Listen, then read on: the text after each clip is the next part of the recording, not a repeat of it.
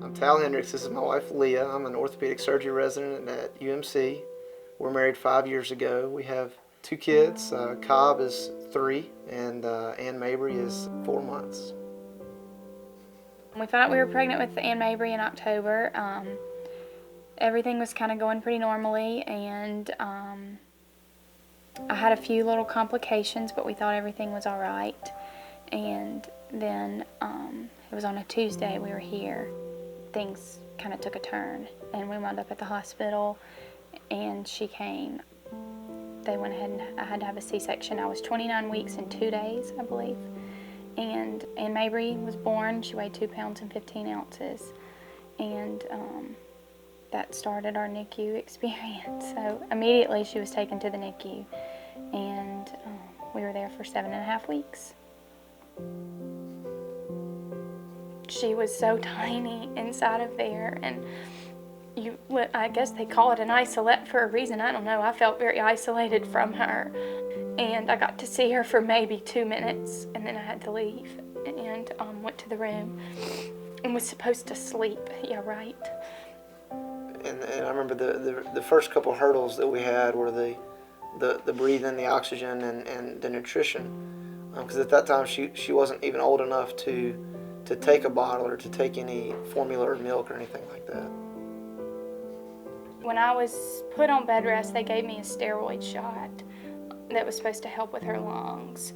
And they said that that was just in case she came early, and that NICU nurses can tell the difference between a baby who's received the steroid shot and a baby who has not. So immediately when I had her, they kept saying, she's going to be good because you had that steroid shot.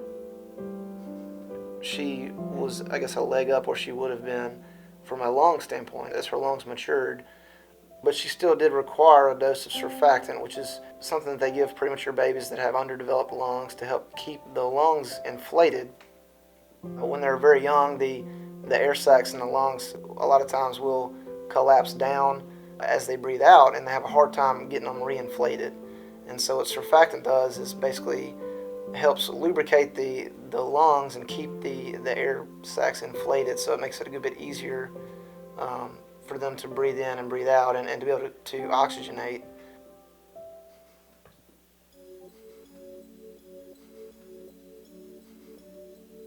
I mean, one of the reasons we're so excited to be able to be here and talking through the March of Dimes is because they've been so involved and instrumental in helping kind of spur along the research in premature babies and have helped fund some of the studies that led to the development of surfactant, among other things, including the baby screening tests and other premature advances in medicine. While we were in there, it felt like an eternity.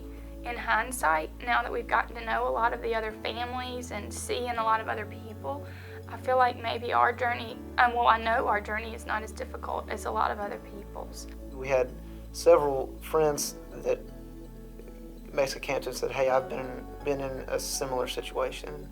And so we leaned a lot on friends and their past experiences just to kind of help draw strength and figure out, our situation is challenging, but it's not necessarily unheard of, and we've got other people that have been in similar situations, and so that was important for us as well.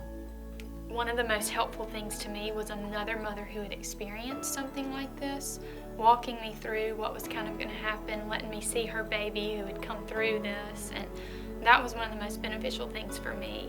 I realized, and maybe through this process I'll be able to reach out to other people. Just hearing other people's stories is so beneficial. I decided I was going to blog our journey with her. It was at nighttime I would sit down and type, and it was very helpful and therapeutic for me to do that.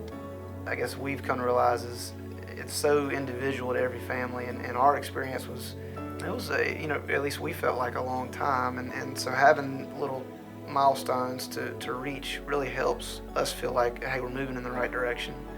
Hopefully, if someone sees this, they will know that a lot of times there is a happy ending to it. I was very glad that Dr. Glick asked us to do this because it makes me feel like, in a way, our journey has a bit of a purpose through the March of Dimes.